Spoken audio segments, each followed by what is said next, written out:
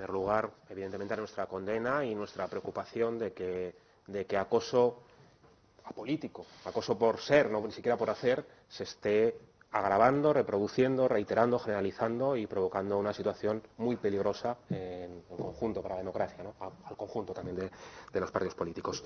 La pregunta es, ¿cree que a la vista de las quejas generalizadas en amplios sectores de la sociedad asturiana están llegando a tiempo las ayudas autonómicas a las personas y negocios afectados por la COVID-19 y que la gestión y distribución de las mismas ha sido la adecuada?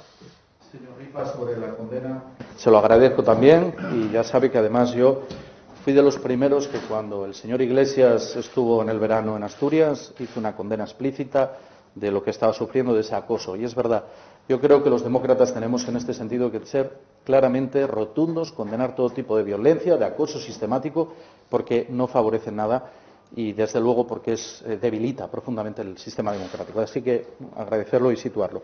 Mire, usted dice si creo. Mire, yo creo que siempre se pueden hacer mejor las cosas, desde luego, es el punto de partida. Yo no soy una persona que niegue que se pueden acelerar más sus procesos, que hay que buscar, que hay que resolver dentro de la complejidad. Ahora yo quiero que situemos el contexto en la situación en la que estamos.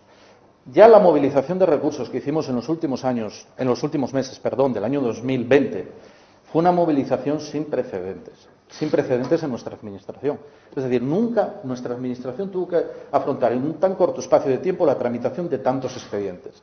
Y quiero hacer un reconocimiento a los empleados públicos porque consiguieron sacar esos expedientes y una gran parte de ellos ya se habían abonado a 31 de diciembre de 2020 y otra parte pequeña que había quedado se abonaron una vez se activó el presupuesto el 18 de enero. Porque, primera cuestión que deberíamos todos de saber, y yo estoy seguro que ustedes saben, aunque el presupuesto se apruebe a finales de diciembre, la carga de un presupuesto desde el punto de vista contable lleva determinadas tramitaciones que hace que el presupuesto no empiece a ser de aplicación hasta bien avanzado el mes de enero, que se le diría febrero, y eso lo sabe cualquier persona que gestione.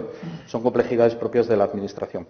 Pero, por tanto, quiero decirle que, por supuesto, siempre se puede mejorar. Ahora, la aprobación del presupuesto que ustedes votaron a favor posibilita, y por eso les da también, en este sentido, autoridad desde el punto de vista del debate para abordar este tema. ¿Sabe por qué? Porque votaron a favor de ese presupuesto. Y, por tanto, al votar a favor de ese presupuesto, garantizaron que vayamos a tener esa movilización de 100 millones de euros de ayudas, que evidentemente hay que gestionar, habrá que ver. Sabe que hemos hablado con los grupos para hacer esa convocatoria primera del 75% del fondo. La siguiente sería a continuación para aquellos sectores que detectemos puedan quedar descolgados, porque es un asunto muy complejo. Pero son 4 reflexiones que quería compartir con usted. Primero, la del esfuerzo, que le decía. Segundo, los recursos son limitados. Ya sé que esto puede sonar a algo habitual, pero es así. Los recursos son limitados. En tercer lugar, que hay que sumar a todas las administraciones. Yo soy de los que cree, y hay muchos ayuntamientos que lo están haciendo, y también lo digo al Gobierno de España, del que formamos parte, o nuestros partidos forman parte, hay que sumar esfuerzos para intentar ayudar a los sectores damnificados por esas medidas de protección de la salud pública. Y, por último, también yo tengo que ser sincero con usted y decir aquello de gobernar es decidir y es elegir. Y, por tanto, no se puede atender todo a todos los sectores porque no hay todo, ni esa posibilidad del todo a todos los sectores. Hay que discernir, hay que ver realmente cuáles son los más castigados y, en este sentido, tener esa actuación. Pero, desde luego, nosotros a disposición siempre de mejorar esa tramitación, como no puede ser de otra manera. Una de las cosas que se han puesto de manifiesto durante la pandemia es que los ritmos de la sociedad no son los mismos de los de gran parte de la clase política. El concepto de urgencia incluso no parece el mismo en una familia, en un negocio, que dentro de las instituciones. Un ejemplo lo tenemos en este fondo de ayuda para personas afectadas por la COVID-19, que proponíamos ya antes de las negociaciones presupuestarias, que se aprueba en diciembre, que pasa enero sin que las personas que necesitan cobrarlo sepan nada de él y que en febrero nos vamos enterando de que aún se tardará meses en poder llegar a cobrar. Y a esto se llama procedimiento de urgencia. Yo creo que cuando hablamos de urgencia para la sociedad significa otra cosa. Pongamos, por ejemplo, un negocio. Digamos que estamos hablando de una cafetería de barrio, de una ciudad asturiana, donde se han atravesado, como el conjunto de la hostelería y del comercio, unas situaciones extraordinariamente complejas durante estos meses que les han puesto en una situación límite. Y, sin embargo, y aquí está el meollo del problema, pese a que este negocio se ha visto afectado por recortes y restricciones, hasta verse al borde del cierre, muchísimos casos en Asturias, usted lo conoce, los gastos fijos siguen cayendo, mes a mes, trimestre a trimestre, como una gota malaya. Alquiler del local, luz, agua, asesoría, serenos, seguro, televisión, wifi, telefonía, cuota de autónomos y un largo etcétera, que podría seguir, pero que no merece la pena para aburrir, pero que en este caso concreto, en un ejemplo real, ascendía a 1.707 euros al mes, cada mes, pase lo que pase, ¿no? 12.000 euros si hablamos de negocios mucho más grandes, evidentemente, puede seguir creciendo, ¿no? Solo de gastos fijos, ¿no? Porque también tendríamos que hablar de los costes de adaptación, de los imprevistos, etcétera, ¿no?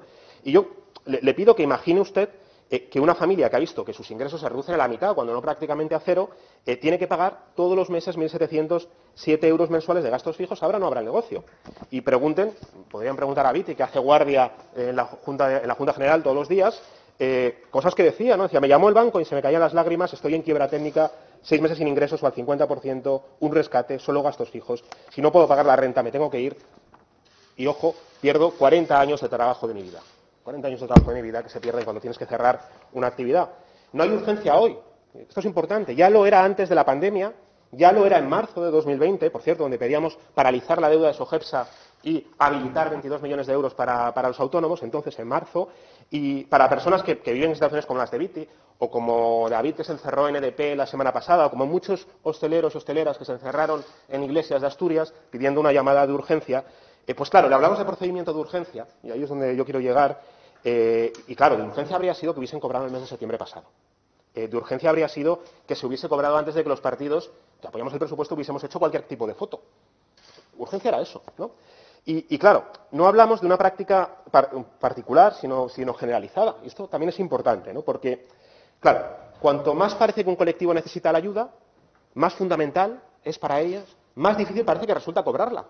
Y claro, conocemos estos días un caso auténticamente bochornoso, que es el del ingreso mínimo vital, donde entre la Consejería de Bienestar Social y el Ministerio de Escrivá no se ponen de acuerdo en el procedimiento y tenemos a miles de personas que lo necesitan con una urgencia terrible, que están a punto de perder dinero por la retroactividad y que quedan atrapadas en un procedimiento interminable, ¿no? Y claro, para la gente que de verdad necesita ayuda, todos son problemas, dificultades, retrasos, incertidumbres, porque es que aquí parece que cobrar el salario mínimo parece más difícil que vacunarse antes que otro grupo que no le corresponde, ¿no? Es que es muy difícil para las personas en extrema necesidad, ¿no? Y yo le quiero decir, claro, que yo tengo la sensación de que los tiempos entre el Parlamento y la sociedad son muy diferentes, ¿no? Y se ve, por ejemplo, al principio de cada legislatura, ¿no? Donde hacemos en este Parlamento un trámite tremendamente complejo porque desaparecen los grupos parlamentarios y se constituyen nuevos grupos parlamentarios nuevos. Y en pocas horas, ese trámite administrativo tan complejo se resuelve para que los grupos sigan cobrando, los sueldos de los diputados se vuelvan a mantener, por cierto, suban, normalmente muchas veces se vota y se suben los sueldos y las asignaciones, ¿no? Y ese trámite administrativo, que es tan complejo como la traslación del ingreso mínimo vital al salario social básico, al ingreso mínimo vital, tan complejo se hace en apenas unos minutos, ¿no? Eso a mí, de verdad, repito, que me llama mucho la atención, de esa urgencia que se siente afuera y no se siente aquí, ¿no? Y claro, hay que recordar que la inmensa mayoría de esta Cámara no perdonó ni un euro del sueldo de diputados durante esta pandemia, ¿no? Y claro, ¿cómo afecta cuando hay una necesidad fuera y estás cobrando 3.000, 4.000 euros mensuales, pase lo que pase, ¿no? Bueno, pues yo lo que quiero decir es que es imprescindible que este Parlamento mide la urgencia, la mida, en horas y minutos y no en meses. Es imprescindible que entendamos primero esa situación asfixiante, ¿no?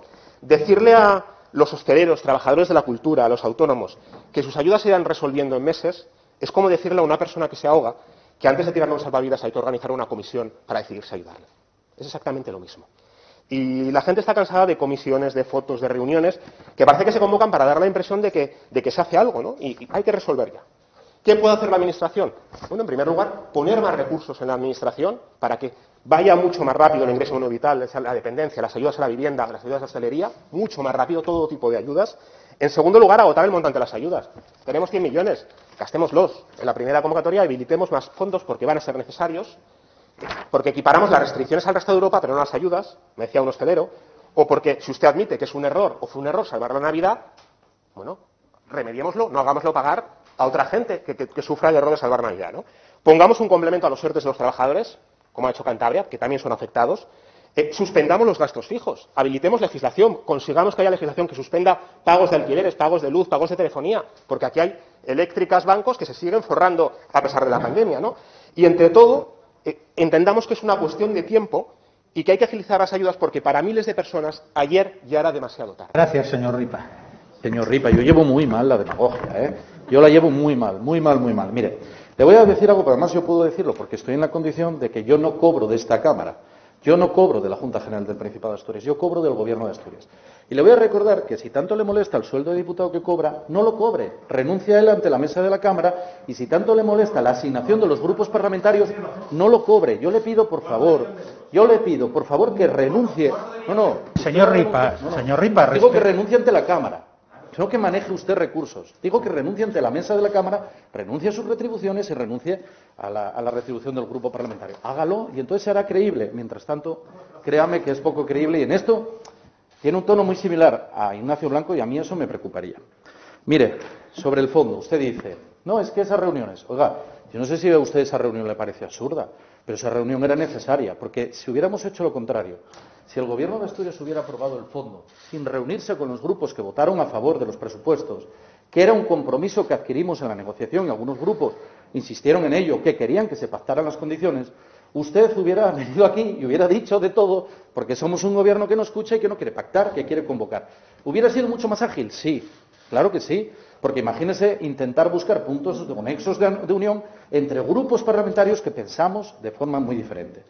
Y déjenme seguir pinchando globos. Mire, vamos a ver, cuando usted dice complementar los ERTES con ese fondo no se puede, pero es que ustedes votaron a favor de la ley de presupuestos que dice lo que dice en relación al fondo, no va ligado a los ERTES y por tanto no se puede destinar, no se puede, así nos lo dicen nuestros servicios jurídicos porque hemos examinado las cuestiones que usted nos ha planteado. Por tanto, yo le pediría en este sentido que una cosa es entender la situación difícil por la que pasan los sectores damnificados, que yo lo comparto, y oiga, yo no soy un extraterrestre, conozco precisamente bien el sector hostelero porque mi familia se ha dedicado muchos años al sector de la hostelería, hermanos míos, y es conocido además. Sé las dificultades por las que pasan, nadie me las tiene que explicar, las conozco de primera mano y tengo muchos amigos y familiares que se siguen dedicando. Y una cosa es intentar agilizar, intentar abordar, y otra cosa es intentar hacer un discurso simplemente, bueno, pues para quedar bien a cualquier precio. Yo le pediría que actuara con otro rigor, porque aunque no lo crea, cuando hace este tipo de afirmaciones de esta manera, no agiliza nada. Es que acaba de plantear que suspendamos alquileres. ¿Quién? ¿La Junta General? ¿Pero de verdad usted está diciendo que el Gobierno de Asturias tiene competencia para suspender alquileres? O sea, que ustedes forman parte del Gobierno de coalición.